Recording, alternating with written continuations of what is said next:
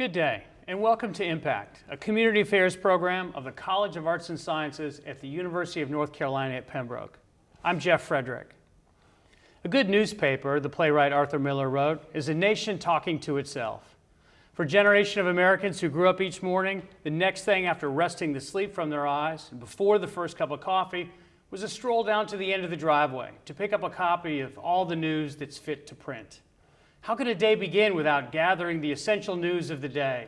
In those days, the late ball game scores didn't even appear in print, and the comics and advertisements might have been read more thoroughly than either the editorial page or the news from the previous day's school board meeting.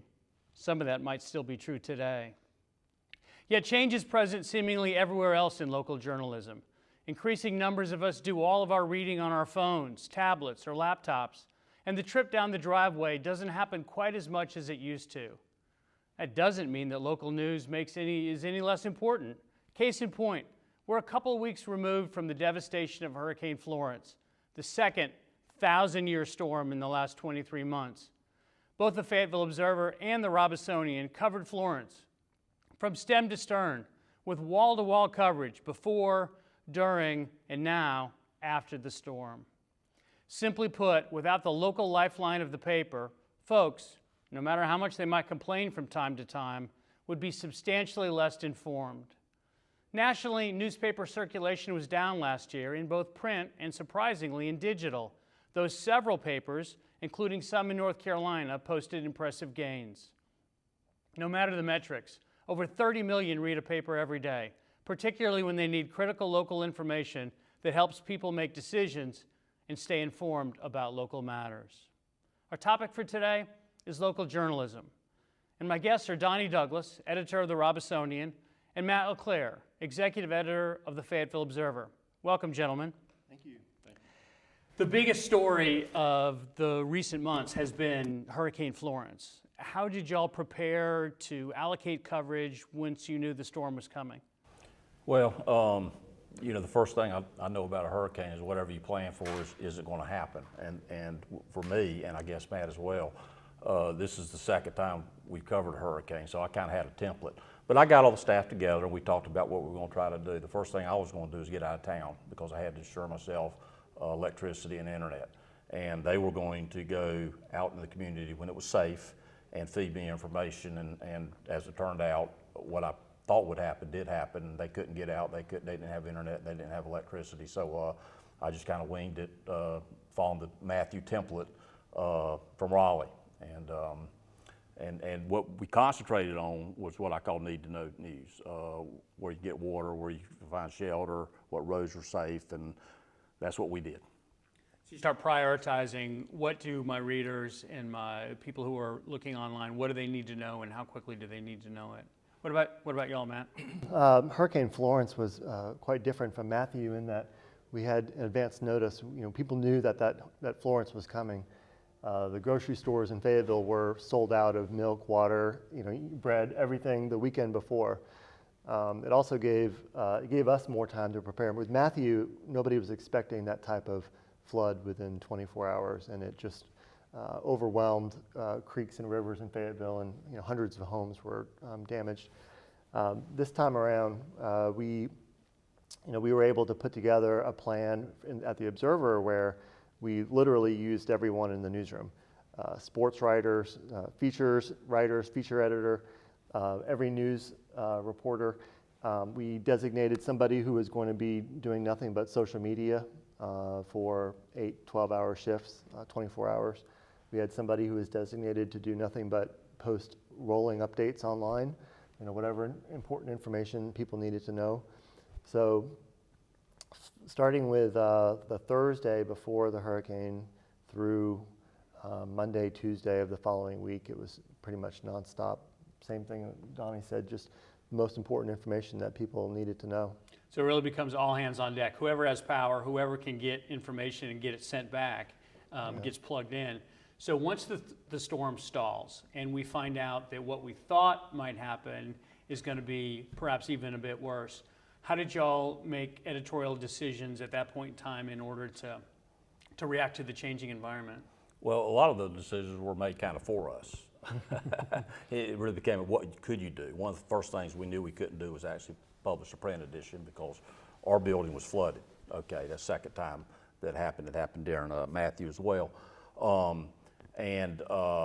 So although we did do an e-edition, I kind of objected, but we did it, okay. And I objected mostly because it was a lot more work, and I was kind of listening to Matt, this person did this person did this person did this. Well, all three persons was this person for 3 days, okay. I was in Raleigh, and I worked about 17 hours a day, Thursday, Friday, Saturday, and then Sunday was a little bit of a break. I came back. But it wasn't because my people didn't want to help me. It's because they couldn't. They had no power. They had no power, and they couldn't go anywhere. But in terms of getting the information, I've had good relationships for the most part with people in key positions, and I would go on Facebook, put both mine and the newspapers, and basically, what do you need to know, and kind of get hammered with, tell us this.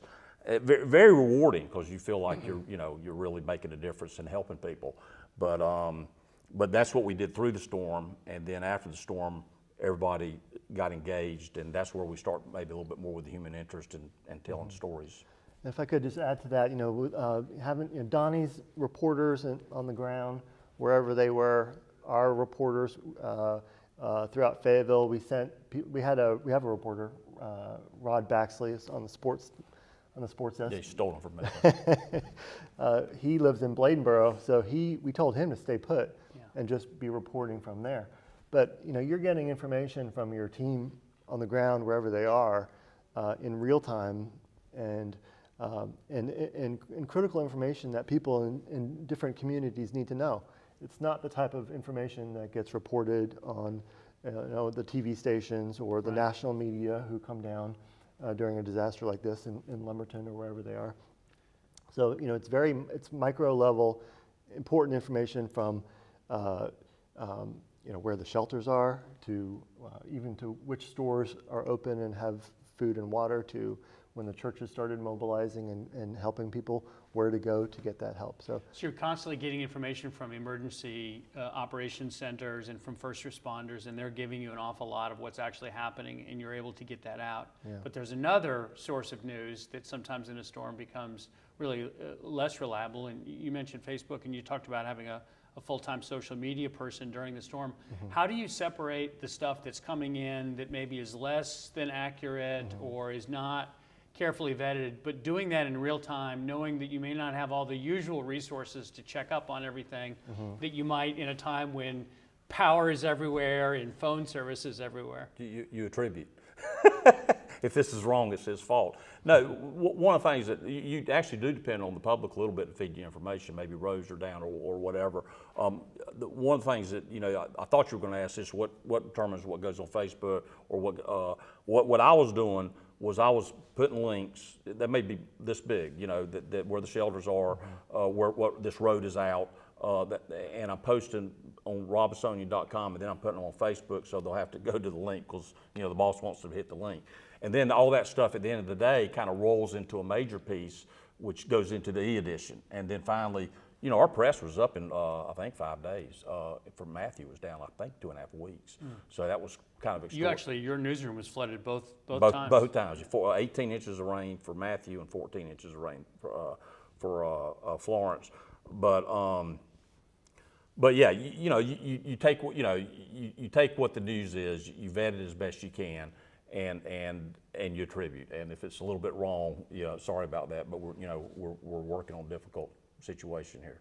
In Cumberland County, they had a emergency operations center that operated 24 hours a day, and they were constantly sending out to all the media and the community updates as they got new information.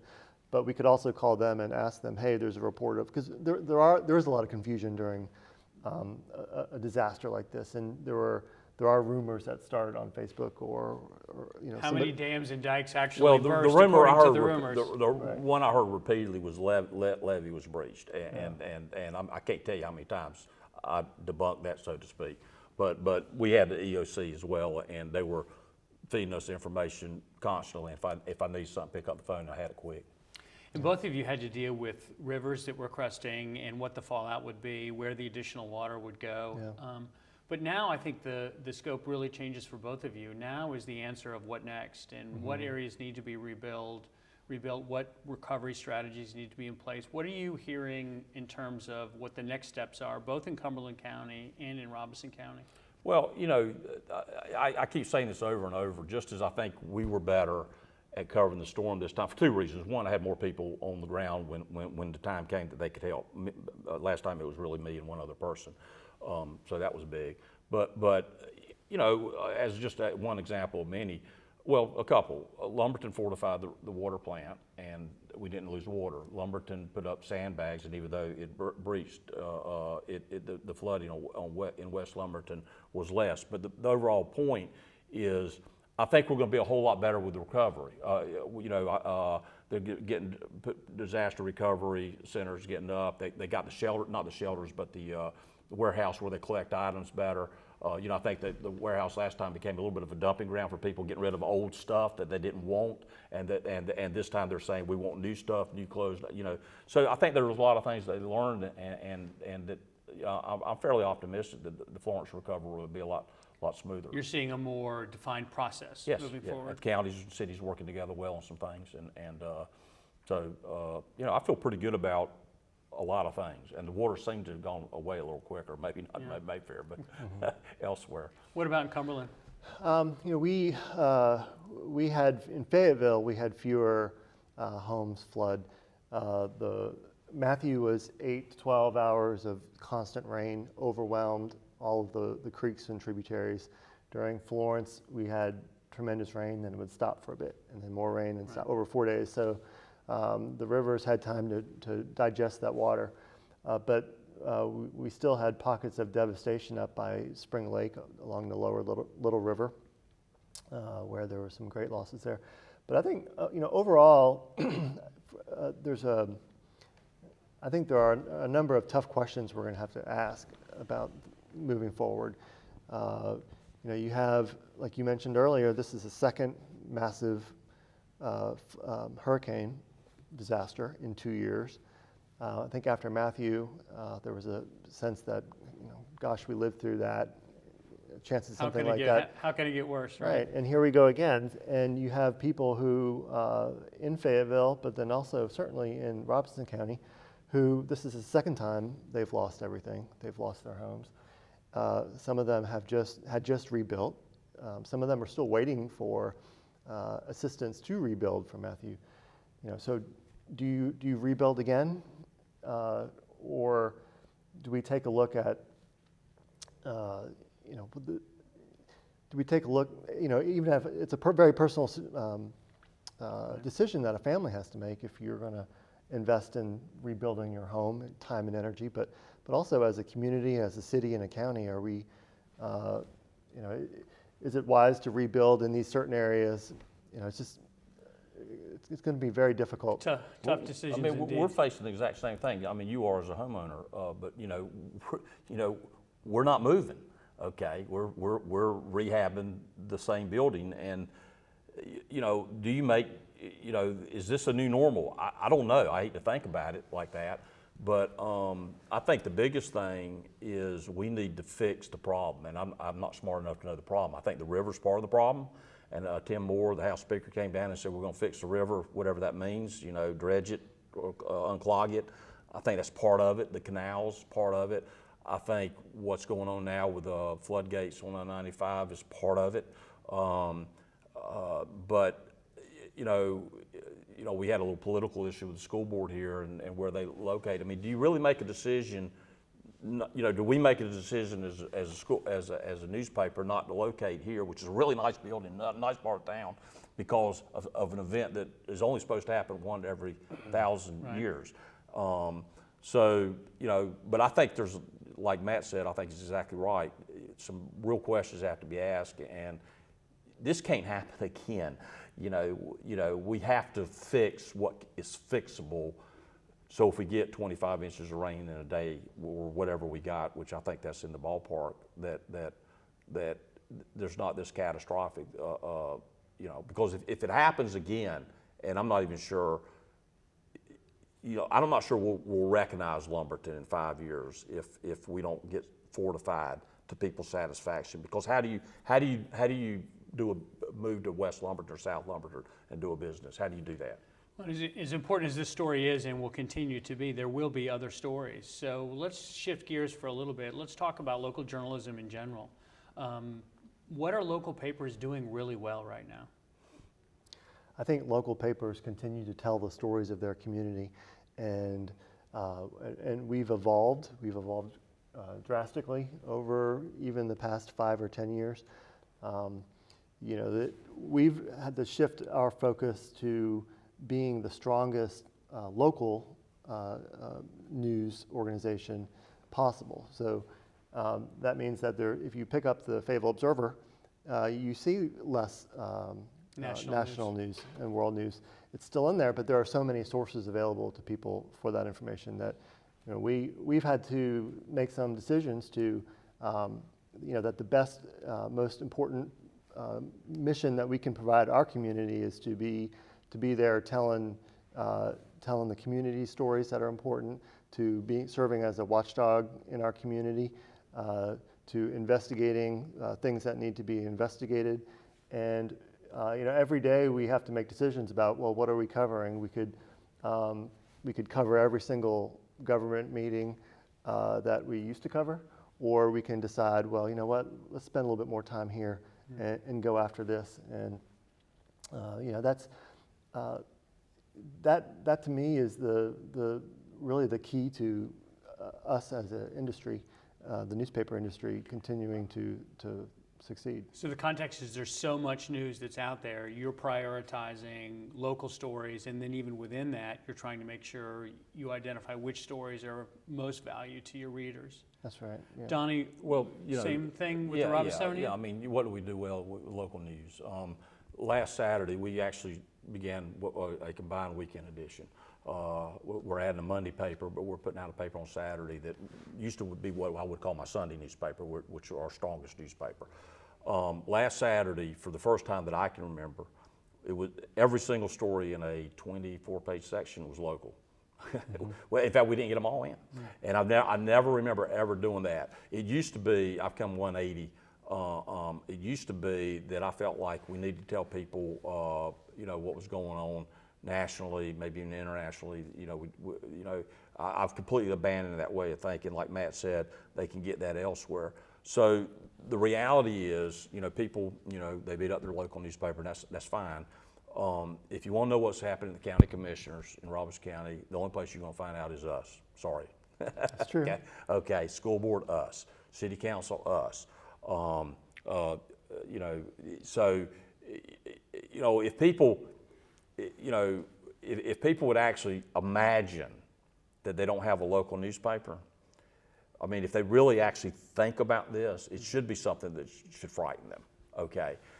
But it's a struggle. The other thing, obviously, that we deal with, with different levels of success, we talk about declining readership. More people read our paper than ever before. They just read online, okay? The challenge for us is how to make money off of that. Right. That's tricky. When do we load to the web and all that? It's always, a publisher, CEO asked me a few years ago, our biggest competition, I said Robesonian.com, and he got it because we were putting the news there first and that kind of thing. Everything you do digitally cannibalizes the print edition and exactly. Vice versa. That, you're asking people to pay for something they're getting free. So that's I'm not smart enough that somebody else has to figure that out. My job is to get as much news, and I got there, we had 18 people, now we got 8, and nobody said do less. You guys have both made really powerful cases for the fact that local coverage really can't be found in other places. Give us a couple of examples of some local coverage or some stories that you've worked on in the last year or so, I mean, outside of the hurricane, that you're really proud of, that really your readers could not have sampled that content any other way. We had a series of stories earlier in the year on where we questioned the closed sessions of the Fayetteville City Council and how many closed sessions they had over the past year. And more than your readers were comfortable with. And what were the reasons? The North Carolina law is very specific about why you can go into behind closed doors to discuss things that otherwise should be public. So we wrote about that, and then further investigated. There was a city council member who was caught on tape by a developer discussing money, and then, long story short, the councilman ended up resigning in May. And I think that type of local level watchdog reporting wouldn't have happened otherwise. People wouldn't have known why or how often the city council had been going into closed sessions. Well, two for me, and they're both pretty I hate to use the word controversial, but political. Angel Exchange building, there was an effort by the county commissioners to spend up to $6 million on a building that has a value about a fourth of that to get the school board, which didn't want it. And I'm pretty confident that the way it was all handled, if we weren't telling people about it, and there hadn't been people that said no to that might have happened. The other one would be race for sheriff. We had a sheriff's candidate that we'd heard all these things about, and that were not good. And we broke a story that he had perjured himself repeatedly during a civil suit for sexual harassment. And we broke that story, and I believe he was the front runner when we broke that story. And more recently, a lot more bad has come out about the sheriff's candidate. He didn't win. So, I feel like if for our reporting, the county would have spent $6 million on a building of little use that the school board didn't want. If not for our reporting, we might have a guy for sheriff that, that's a perjurer. I mean, I'll just say it. And so those are the kind of things that if we're not watching, it could be a problem. News has really changed in many ways with all the different options of how to consume it. How do you all make sure that the line between news and reporting and opinion or editorial is not blurred in your coverage? I think you just make it clear that what we're doing is not. You turn on. I hear this a lot actually from readers who they watch cable news shows, and these days, no matter what network you're watching, it's pundits who are just arguing different sides of a point of view. And depending on which network you're watching, you come away with a sense of what was happening that day. And then you might pick up the paper, and what you see in the paper is not exactly what you just saw the day before on Fox News or CNN or MSNBC. And what I try to explain to people when I have conversations with them is that, look, we don't have an agenda. We don't have time to have an agenda. We're busy out there covering X, Y, Z, and these are the types of stories that we're focusing our resources on. There's so much out there now. People who are on Facebook get bombarded by. Right. Sometimes legitimate stories, sometimes questionable stories or misinformation. And one thing that we do every day that is important is that we are a source for people to tell them what's true and what's legitimate and what is not. People, if something's going on, if there's a rumor out on social media about something happening, they'll look at on our site or ask us through social media. They'll send us a message on Facebook and say, hey, is this report true, or can you look into this? So, that really is, I think, one of the most important things about having a strong local news organization is that you can continue to trust them and to know that that the work that they're doing is objective and really just to the mission of serving your community. One thing with a news story, I always say our front page is extraordinarily agnostic. I mean, I hate to use the word bland, but we're so far from sensationalistic. I mean, we're just not even close to that. But almost any story, can be spun. I'll give you an example.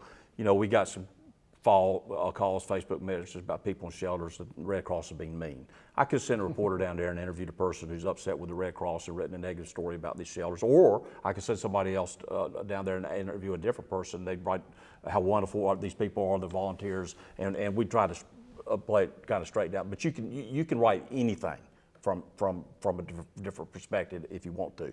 We try to keep it straight and narrow. The opinion, you ask about the opinion page. I always tell people that the only place you're going to find my opinion is top left of page 4. Okay, three or four times a week. The rest of the page actually belongs to you, everybody else. Letters to the editor. I don't. The editorials. A lot, not mine, but the columnists. Are a mix of liberal, conservative, and of course letters to the editor. So we try extraordinarily hard. I think we're very good at this actually, is keeping opinion off the front page and keeping it inside. But just like he says, things can be written in different perspective, and I want it kind of right down the middle as much as you can on page 1. Okay, in the time we have remaining, kind of a lightning round, quick answers. One of the nice things about e-editions is you can track everything. You can track all the analytics. When you look at which stories get clicked on the most, what are the stories that your readers are most interested in reading? Yeah, I hate crime. We can write a nice story. This is so frustrating. The people say there's no good news, and I always tell no. Actually, if you look at our paper, all the good news is in the middle of the page, like the fair. We're going to have the fair in the middle of the page the rest of the week. All the good news is right there in the middle of the page. It's front. It's the page is built around it. Okay, the fair you don't get 400, 500, 600 hits.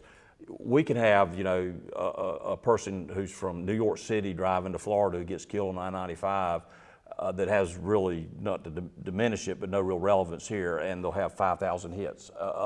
And that's not something that excites me on any level. I want people to read about the politics, what the stories that we're telling. But crime. We're a high crime community. Okay, we just are. But we don't cover 1/1000th of the crime that occurs in Robeson County. If there's a murder up there, it sells some papers, but we're just covering the fact it happened. We're Quickly, not Matt, same with you. I think you got to people are interested in things that affect them directly. Certainly crime, but then also if you're listening to your readers, your community, and you are writing about an issue that they care about, if you can tap into that, then you'll see good numbers. Thank you both. Thank you to Donnie Douglas and to Matt Leclercq for coming and giving us a fascinating look on hurricane coverage and local journalism. Thank you. Tune in next time for another edition of Impact.